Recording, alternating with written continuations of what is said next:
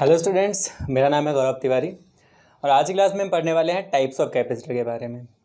तो इससे पहले कि हम ये टॉपिक स्टार्ट करें, मैं आपको याद दिलाना चाहता हूँ कि अगर आपने कैपेसिटर और कैपेसिटेंस ये दोनों लेक्चर्स अटेंड नहीं किए हैं तो पहले जाके वो लेक्चर्स अटेंड करो, क्योंकि अगर आप वो लेक्चर्स अटेंड नहीं करेंगे तो आपको ये टॉपिक समझ में नहीं आएगा। अगर आपने लेक्चर अटेंड कर दिए तो बिल्कुल यहीं पर रुको और पूरा पूरा लेक्चर देख के जाना और आपको ये जो आज के टॉपिक है बिल्कुल क्लियर हो जाएगा। सही है, चलो स्टार्ट करते हैं। तो टॉपिक है आपके पास टाइप्स ऑफ कैपेसिटर्स। बहुत सारे टाइप के कैपेसिटर अवेलेबल है मार्केट में, लेकिन हमें पढ़ना है सिर्फ 3 के बारे में। सबसे पहला स्फेरिकल कैपेसिटर, दूसरा पैरेलल प्लेट कैपेसिटर और तीसरा सिलेंड्रिकल कैपेसिटर। थोड़ी सी हम बात कर लेते हैं सबके बारे में थोड़ी एंड देन हम फिर उनको अच्छे से एक्सप्लेन करेंगे। सबसे पहले हम बात करें स्फेरिकल कैपेसिटर की।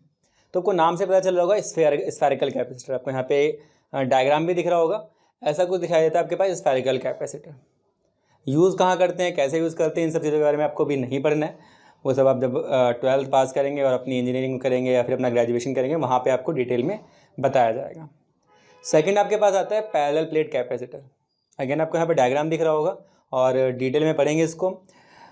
होता है क्या इसमें कि आपके पास 2 मेटेलिक प्लेट्स होती हैं और 2 मेटेलिक प्लेट्स को हम पैरेलल अलाइनमेंट में रखते हैं और वो एक कैपेसिटर की तरह काम करती हैं। थर्ड कैपेसिटर आपके पास आता है सिलेंड्रिकल कैपेसिटर।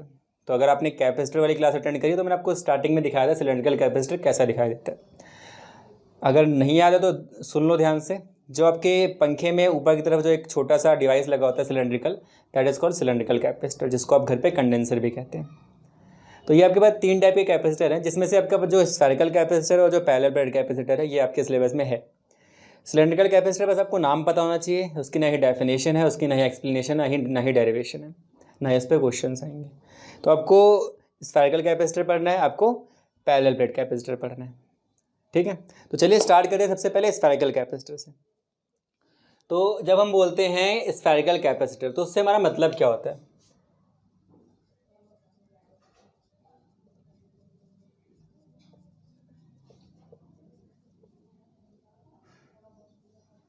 अब देखो, मैंने आपको जो लास्ट क्लास में बताया था, मैंने आपको बताया था कि किसी भी कैपेसिटर के होने के लिए 2 प्लेट ज़रूरी होती हैं, 2 conductor with equal and opposite charge separate by some distance. That was the definition of capacitor, ये मैंने बताया था आपको। तो स्फेरिकल कैपेसिटर में क्या होता है, जो रियल स्फेरिकल कैपेसिटर होता है उसमें ये होता है कि अंदर आपके पास एक स्फेयर होता है और उसके ऊपर भी एक स्फेयर होता है। सही है बात। अंदर वाला जो स्फेयर होता है वो ये है, जो आपको दिखाई दे रहा है ये R1 रेडियस वाला, और जो उसके ऊपर वाला स्फेयर है वो ये आपका ये रहा R2 स्फेयर वाला, R2 रेडियस वाला। ठीक है, अब यहाँ पे बात क्या होती है कि जो इसके बीच का जो स्पेस है, ये बड़ा वाला स्फेयर है और ये छोटा वाला स्फेयर, इनके बीच का डिस्टेंस, ये जो स्पेस है, दिस इज बेसिकली एयर कह सकते हो आप, ये इसको हम एम्प्टी कह सकते हैं। ये स्पेस आपका क्या होता है, एम्प्टी होता है। सो वी कैन से कि ये जो बड़ा वाला स्फेयर है कैसा है, होलो स्फेयर, और छोटा वाला कैसा भी हो सकता है, डिपेंड करता है क्वेश्चन पे। ये छोटा स्फेयर, ये बड़ा स्फेयर, बीच का स्पेस एम्प्टी, तो ये क्या हो जाएगा, ये अगर पॉजिटिव चार्ज हो जाएगा तो ये अंदर वाला क्या हो जाएगा, नेगेटिव चार्ज हो जाएगा। पॉजिटिव नेगेटिव, ये पॉजिटिव हो गया, ये नेगेटिव हो गया, एंड आपको पता है आगे क्या करना है। तो फिलहाल अगेन मैं आपको एक बात बताना चाहूँगा कि ये भी आपके सिलेबस में नहीं है। आपके सिलेबस में क्या है, आपके सिलेबस में है आइसोलेटेड स्फेरिकल कैपेसिटर। क्या है बेटा आपके सिलेबस में, isolated spherical capacitor, isolated spherical capacitor. ठीक है, तो इसका मतलब क्या होता है, जैसे मैंने अभी आपको बताया वही आपको याद रखना, कुछ नया नहीं। क्या, आपका एक अंदर स्फीयर था छोटा सा, ओके, अंदर स्फीयर था छोटा सा, उसके ऊपर एक दूसरा स्फीयर था, ये रेडियस R1 था, ये रेडियस R2 था, यही बताया था मैंने अभी। तो हम क्या मान लेंगे कि R2 is infinity, we have considered that R2 is infinity. तो आपके पास सिर्फ और सिर्फ क्या बच गया, R1 बच गया। तो हम R2 को मान के चलते हैं कि इन्फिनाइट डिस्टेंस पे है। अगेन अगर आपको ये चीज़ समझ में ना आ रही हो तो मैं कहूँगा समझो मत बिल्कुल भी, क्योंकि ये आपके सिलेबस में नहीं है। तो अगर आपके पास जो सेकंड स्फेयर है वो R2 है, वो आपका इन्फिनिटी पे कहीं बहुत दूर है R1 से, तो हम बोल देंगे कि that is isolated spherical capacitor. क्यों, क्योंकि उसको इन्फ्लुएंस करने के लिए जो दूसरा कंडक्टर था, दूसरा स्फेयर था, वो बहुत दूर है। तो आपका क्या कहेंगे हम, कंडक्टर, कंडक्टर कह रहा हूँ, कंसीडर, सबसे पहले consideration, consider an isolated spherical capacitor of radius R, मान लीजिए आप उसका रेडियस कितना है, आर है, इसमें कोई दिक्कत नहीं है। अच्छा, अब क्योंकि वो स्फेयर है, एक मिनट रुको, मार्क कर, हाँ, तो क्योंकि वो स्फेयर है तो स्फेयर बना लो। चार्ज कहाँ रहेगा, सब चार्ज पॉजिटिवली चार्ज है, मान लेते हैं आप क्या है, ये पॉजिटिवली चार्ज है, ठीक है। पूरे पे चार्ज बनाऊँ क्या, चलो बना देते हैं। तो ये आपके पास पॉजिटिवली चार्ज है, ठीक है।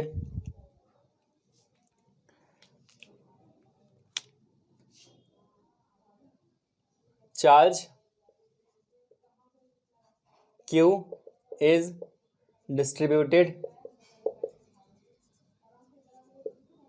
along the surface of sphere, ठीक है। इसका रेडियस आपने कितना बोला, रेडियस आपने बोला r, और जो इसका सरफेस है स्फेयर का, उस पर आपका चार्ज की जो है डिस्ट्रीब्यूटेड है, तो उसके लिए इसकी वजह से पोटेंशियल कितना हो जाएगा। तो आपको पता है पोटेंशियल का फॉर्मूला कैसे निकालते हैं, तो पोटेंशियल का फॉर्मूला हमने इसी चैप्टर में सीखा है, क्या होता है, Q/R। इसकी वजह से पोटेंशियल कितना हो जाएगा, तो अगर मैं इस पूरे चार्ज को कंसंट्रेटेड मार दूँ एट द सेंटर, तो मेरे पास पोटेंशियल कितना हो जाएगा, KQ/R हो जाएगा, सही है। अच्छा, अभी अभी आप लोग सीख के आए बिल्कुल नया नया, क्या कि कैपेसिटेंस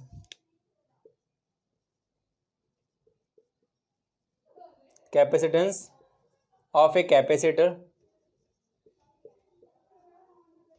इज गिवन बाई, किससे गिवन बाई होता है, तो C इज इक्वल टू क्या होता है, Q/V होता है, ये आपने पढ़ा था अभी नया नया, अरे याद है या नहीं है। अभी जो हमने पिछले टॉपिक पढ़ा है उसमें हमने क्या पढ़ा था, C is equal to Q/V, है ना, दैट इज कॉल्ड कैपेसिटेंस। तो capacitance of a capacitor is given by C is equal to Q/V।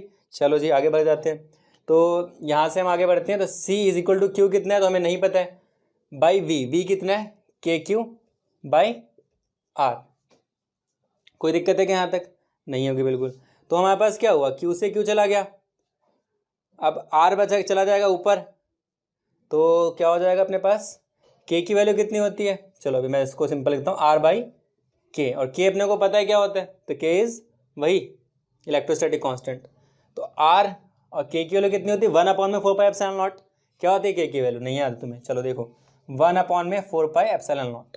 तो यहाँ से आपके पास C कितना आ जाएगा, तो यहाँ से मेरे पास C आ जाएगा, ध्यान से देखो, कहाँ लिख दूँ, यहीं पे लिख दूँ, चलो थोड़ा इधर लिख देते हैं जब जगह खाली है तो यहाँ से मेरे पास C कितना आ जाएगा, तो now we have C is equal to 4πε0, ऊपर चला जाएगा तो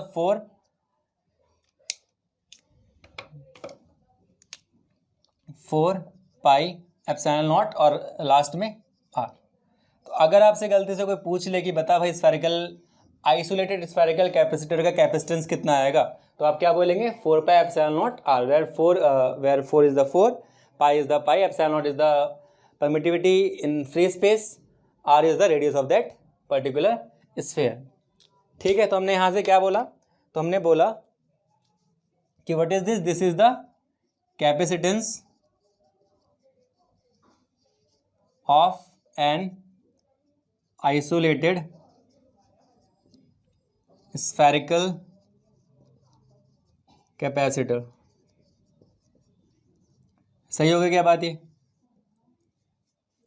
ठीक है। तो ये मेरे पास आ गया capacitance of N isolated spherical capacitor. तो यहाँ तक अपने में कोई दिक्कत नहीं, कैपेसिटेंस हमने लिया निकाल।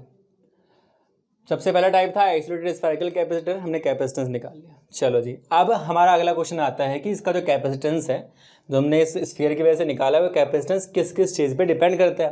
तो आपको दिखाई दे रहा होगा, सबसे पहले डिपेंड करता है आपका 4πr कांस्टेंट ε0।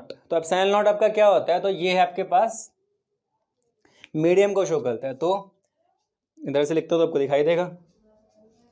तो कैपेसिटेंस ऑफ वही isolated spherical capacitor depends on, सबसे पहले medium and second radius of the sphere. तो दो चीज़ों पे डिपेंड करता है, सबसे पहला मीडियम और दूसरा रेडियस पे। तो बहुत सिंपल सी बात है, एक बार फटाफट देख लो जल्दी से क्या किया हमने कैपेसिटेंस निकाल दिया एक आइसोलेटेड स्फेरिकल कैपेसिटर के लिए।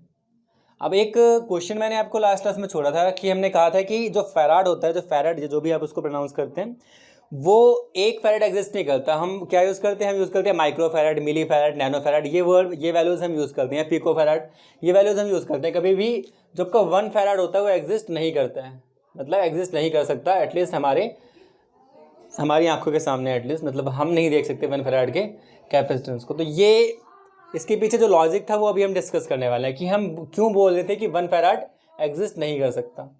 तो कृपया बने रहे हमारे साथ। ठीक है, तो ये आपके पास था C = 4πε0r where capacitance depends on medium and radius of the sphere. कोई दिक्कत है? नहीं है? चलो इसको नोट करो जल्दी से, एंड देन हम पढ़ते हैं आगे। हम पता करते हैं कि क्यों 1 फैराड नहीं हो सकता है। ठीक है, तो हमारा नेक्स्ट क्वेश्चन अब आता है यहाँ पे, जो मैंने अभी आपको बताया था कि why 1 farad is not a practical unit. Question कैसे भी आ सकता है, आपको बस मुद्दा समझना जो मैं कहना चाह रहा हूँ। क्वेश्चन ये है कि 1 फैराड जो है वो एक प्रैक्टिकल यूनिट क्यों नहीं है, that is the question. 1 farad जो है प्रैक्टिकल यूनिट क्यों नहीं है, इसको हम अभी इसका मैं आपको उत्तर बताता हूँ। देखो क्यों नहीं है। आपको पता है कि C = कितना है? 4πε0r है। लेफ्ट साइड में आपको दिखाई दे रहा होगा, कोई दिक्कत नहीं यहाँ तक। अब आपको अगर 1 फैराड कैपेसिटर चाहिए, फिर से बोल देता हूँ, अगर आपको 1 फैराड कैपेसिटेंस चाहिए तो आपको क्या करना पड़ेगा? आपको रेडियस पता करना पड़ेगा सबसे पहले। तो for 1 farad, for C = 1 farad, 1 farad capacitance के लिए अगर मैं 1 फैराड लिखूं तो मेरे पास R = कितना हो जाएगा? तो R हो जाएगा 1/4πε0। 1 फैराड कैपेसिटेंस के लिए मुझे कुछ रेडियस चाहिए होगा, तो रेडियस कितना हो जाएगा? R अगर मुझे निकालना है, इसकी वैल्यू मैंने 1 रख दी, तो 1/4πε0। 1/4πε0 की वैल्यू कितनी होती है? 9 × 10⁹ और आगे मीटर। तो अगर आपको ऐसा कोई स्फेरिकल कैपेसिटर बनाना है जिसका कैपेसिटेंस हो 1 फैराड, कितना हो उसका कैपेसिटेंस, कितना हो?